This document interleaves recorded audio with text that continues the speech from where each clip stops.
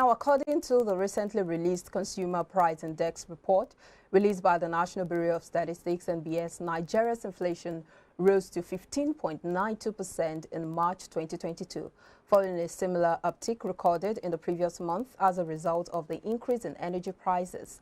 This represents the highest rate recorded since October 2021.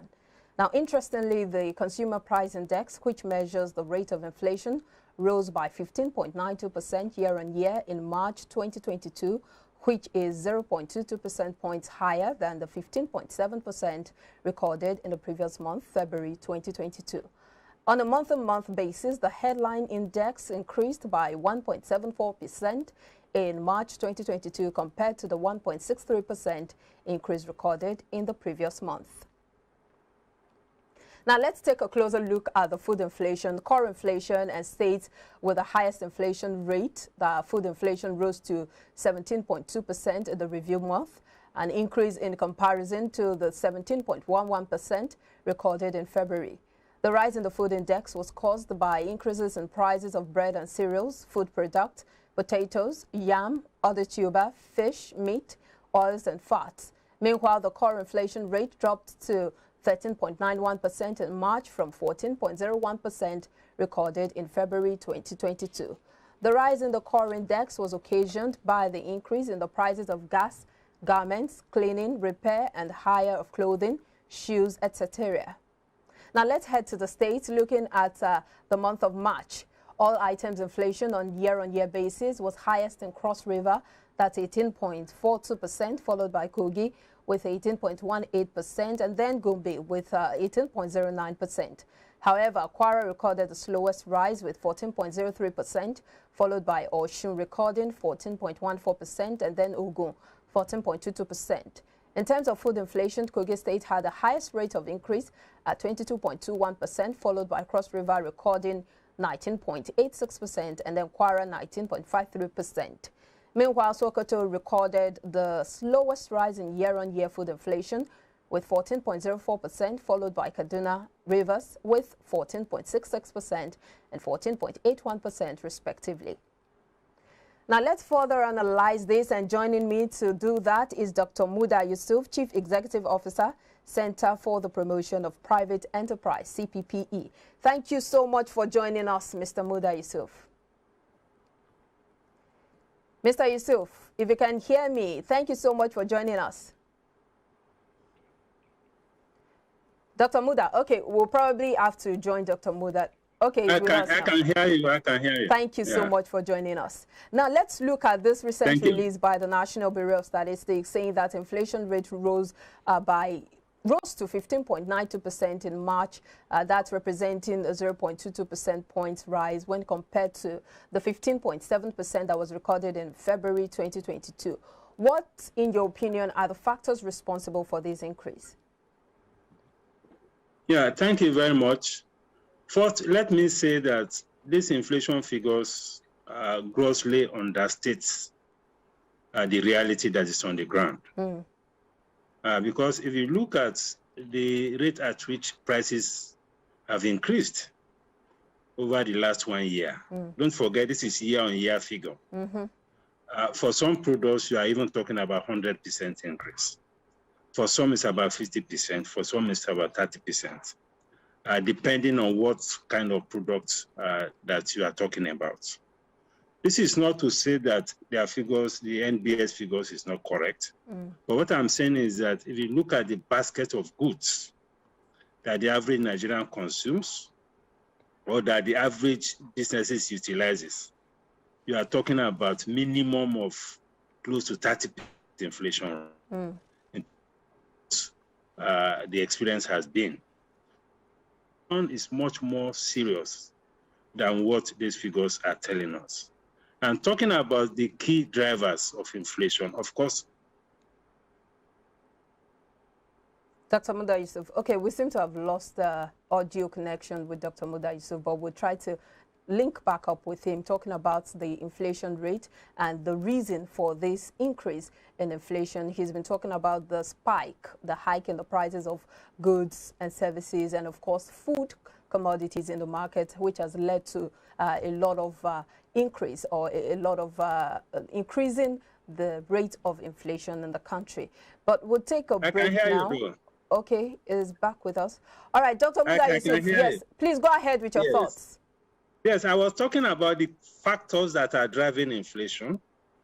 First, of course, is this Ukraine-Russian crisis, the implication of that for energy prices, the implication of that also for food, because Russia and Ukraine, Russia in particular plays a very critical role in the production and export of energy, particularly petroleum products. And we know what that has done to the cost of petrol, the cost of diesel, the cost of gas, and all these things have pass-through effects on inflation. Then Ukraine and Russia also are major players in the food sector, in the food export. Yes. Particularly we talk about wheat, we talk about corn and other maize, other grains. All of those things also have very significant effects.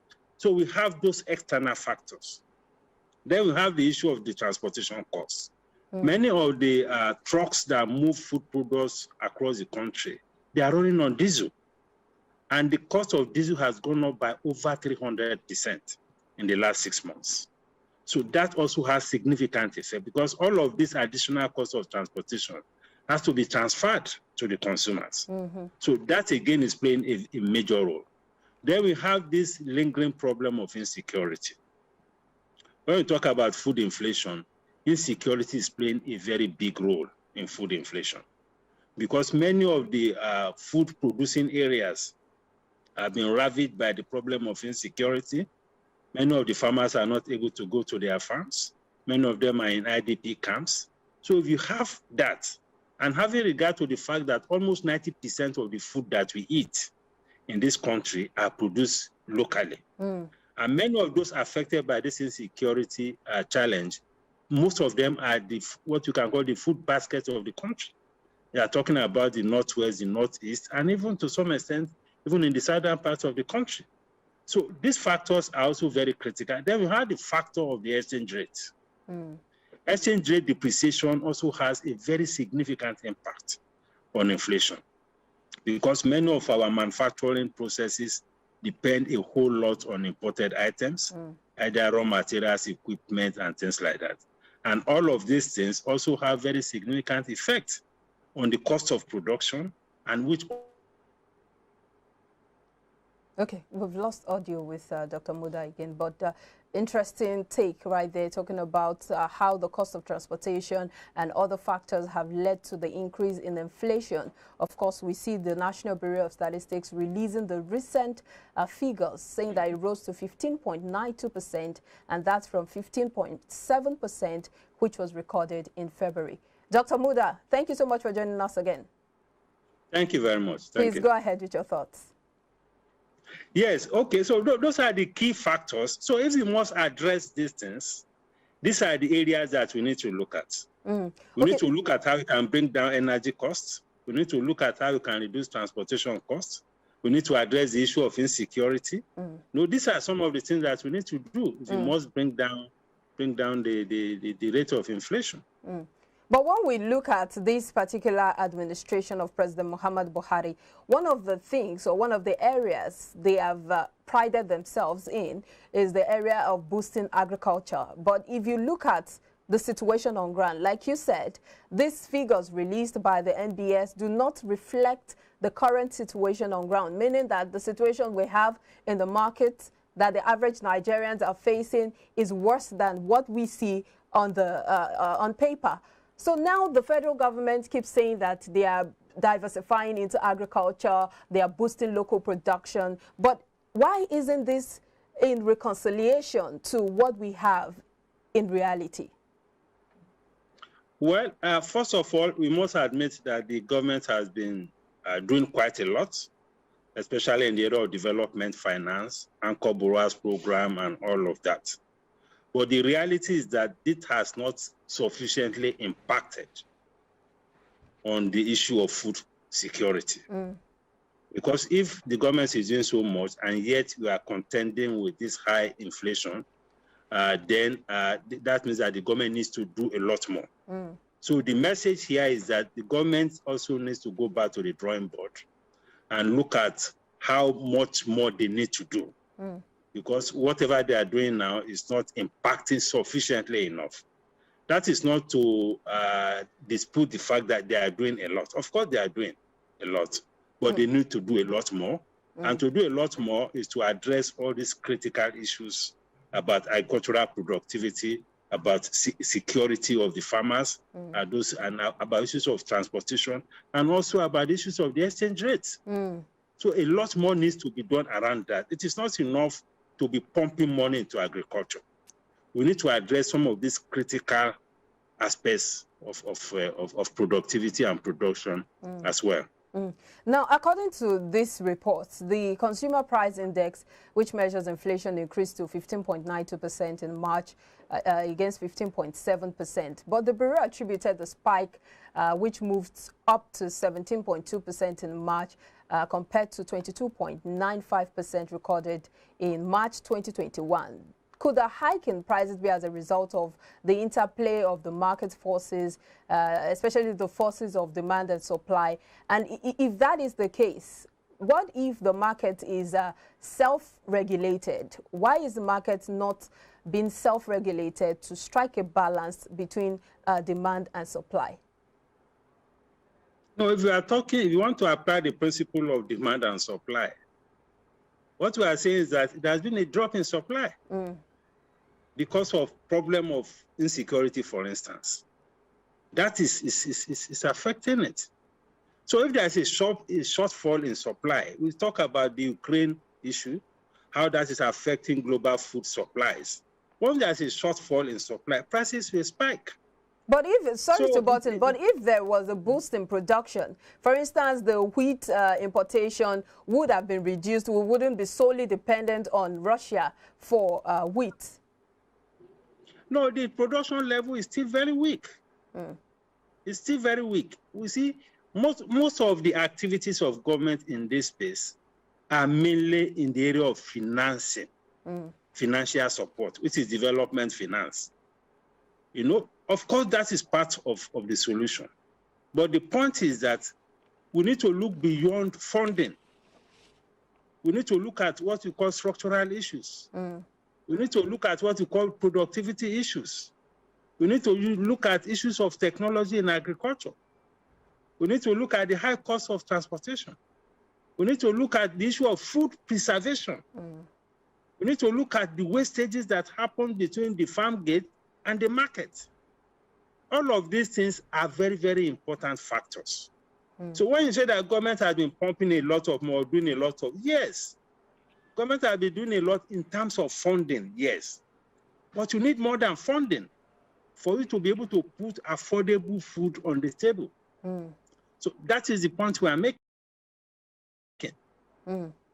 Now, the match rates, still from this report, shows that 2.25% points. The match rate, according to the NBS, was 2.25% points lower compared to 18.17% recorded. Whether we like it or March. not, whatever we do, or whatever we produce domestically, we also augment or supplement by what is imported.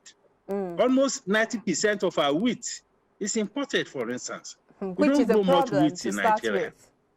A lot of components of our sugar, almost 80% is imported. I know the role of sugar in bread, in cake, in confectionaries, and all of that. So there's still a major component of import. And whatever happens in the global arena or in the global space also get transmitted into the domestic economy.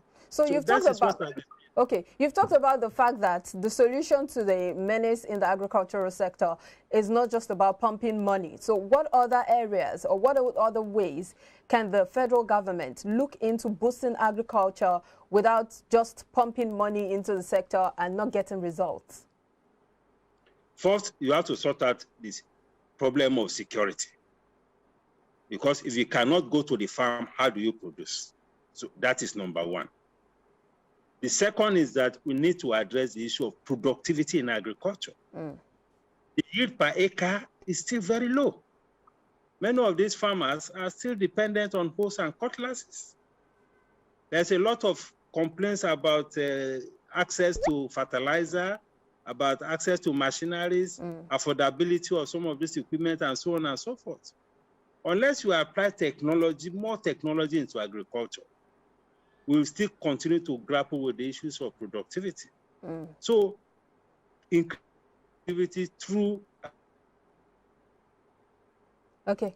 We'll try to get back and link back up with Dr. Muda Yusuf, but we're still talking about the agricultural sector in Nigeria. How can it be boosted rather, so that we can, you know, get more local production and be less import dependent? Because one of the issues affecting inflation, increasing the rate of inflation, is because Nigeria is largely import based. Thank you so much, Dr. Muda Yusuf, for staying with us. Thank you very much. Okay, so you were talking about agriculture, how technology needs to be improved, and how security also has to be, insecurity has to be dealt with. Let's wrap this up with that thought. Well, government needs to do all of that. Then we also need to look at what we call the macroeconomic issues. Because if you don't also deal with the macroeconomic issues, which has to do with the exchange rate, which also has to do with money supply, those things have a systemic effect across all sectors, not just agriculture. So we need to manage our macroeconomic environment properly to stem the rapidly depreciating currency, and to also stem the rapidly growing money supply, and to reduce the CBN financing of deficits. These are some of the macroeconomic solutions also to inflation. Thank you so much. So we'll be dealing with structural issues. We'll also be dealing with the macroeconomic issues. Thank you so much for your time on Business Breakfast, Dr. Muda Yusuf. Thank you very much. And have a good day.